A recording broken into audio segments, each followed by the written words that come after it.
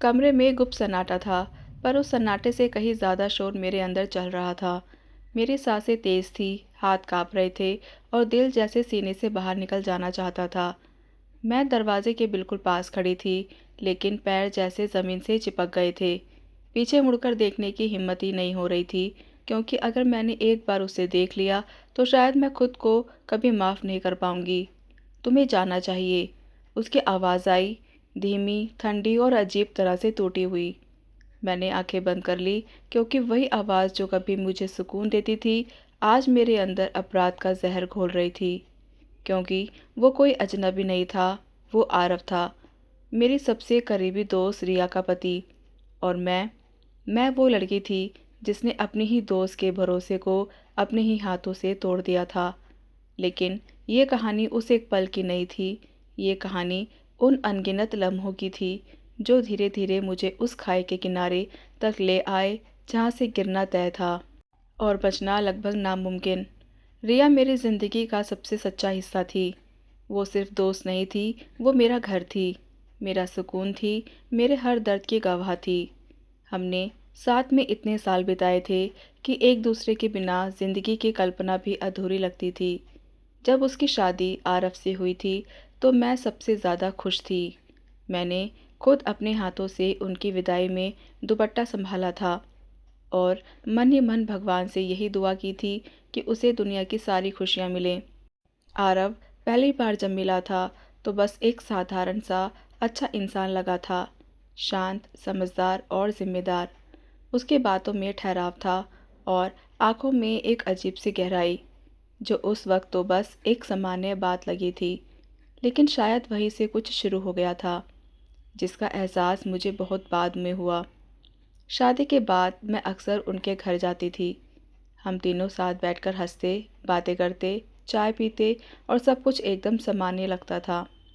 लेकिन धीरे धीरे कुछ बदलने लगा।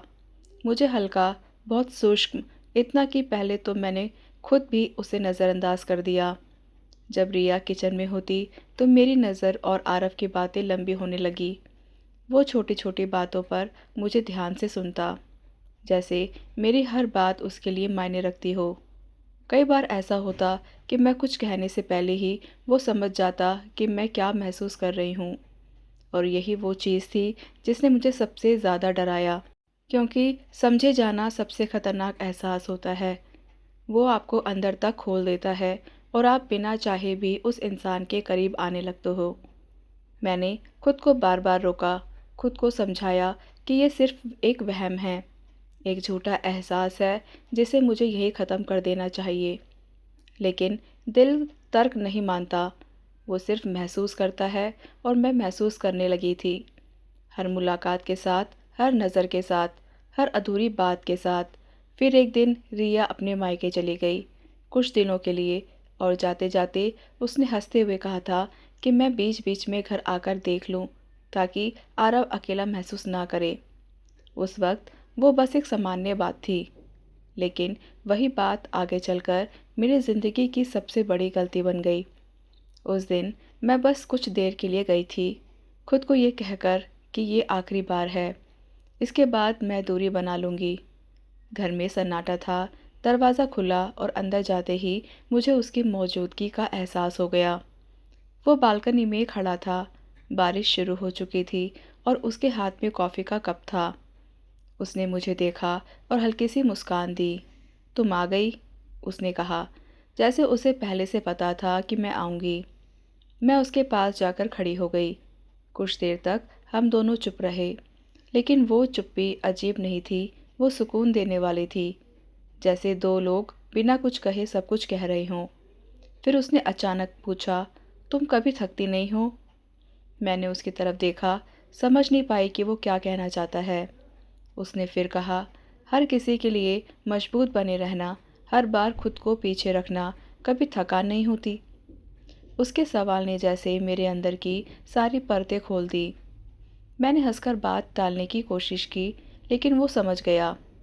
तुम हमेशा मुस्कुराती हो, लेकिन तुम्हारी आंखें सच बता देती हैं, उसने धीरे से कहा, और उसी पल मेरी सारी दीवारें टूटने लगी। किसी ने मुझे इस तरह कभी नहीं पढ़ा था। इतनी सच्चाई से, इतनी गहराई से। और शायद यही मेरी सबसे बड़ी कमज़ोरी बन गई। मैं कुछ कह नहीं पाई, लेकिन मेरी खामोशी ने सब कह दिया। वो थोड़ा और करीब आया और हमारे बीच की दूरी लगभग ख़त्म हो गई। मुझे पीछे हट जाना चाहिए था, मुझे रुक जाना चाहिए था, लेकिन मैं नहीं रुकी, क्योंकि उस पल मैं सिर्फ एक दोस्त नहीं थी, मैं एक इंसान थी जो समझे जाने की चाहत में खुद को भूल चुकी थी। उसने धीरे से मेरा हाथ पकड़ा, जैसे पूछ रहा हो कि क्या ये सही है, और मैंने हाथ नहीं हटाया। वही मेरी हार थी, वही मेरी सच्चाई थी। उस एक स्पर्श में जितनी गर्माहट थी, उतनी ही आग भी थी। और हम दोनों जानते थे कि हम एक ऐसी रेखा के सामने खड़े हैं जिसे पार करने के बाद कुछ भी पहले जैसा नहीं रहेगा। ये गलत है, मैंने धीमे से कहा।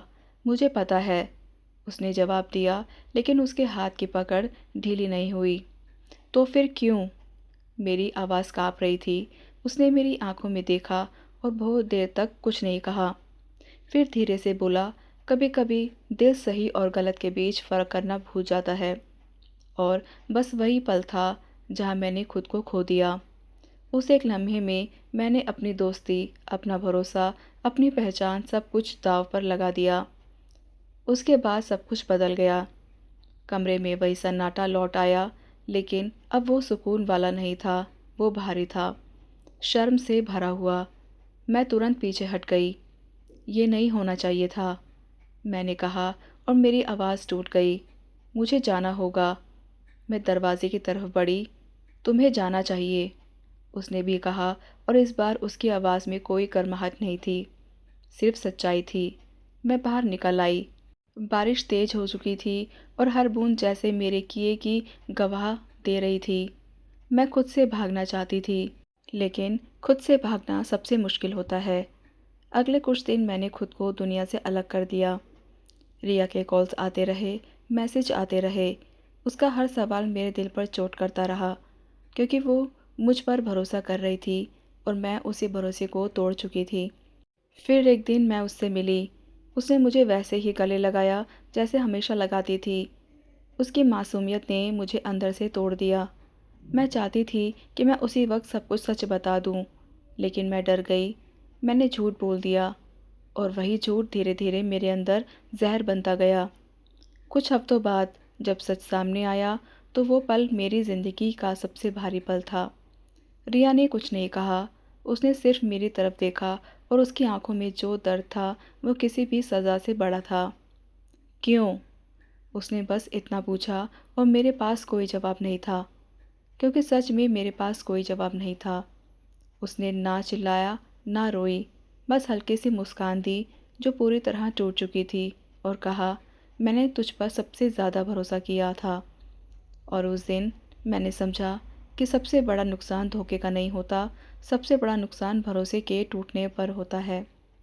उस दिन मैंने मेरी बेस्ट फ्रेंड खो दी, खुद को खो दिया, और वो सुकून खो दिया जो कभी मेरी ज़िंदगी का हिस्सा था। आरव और रिया का रिश्ता भी टूट गया, लेकिन उस टूटन में मेरी जिम्मेदारी सबसे बड़ी थी। आज इतने सालों बाद भी जब मैं आईने में खुद को देखती हूँ, तो मुझे वही लड़की दिखती है जिसने एक पल की कमज़ोरी में अपनी पूरी दुनिया खो दी। और मैंने ये सीखा कि यह रिश्ता जो हमें गहराई से छूता है, वो हमारा नहीं होता।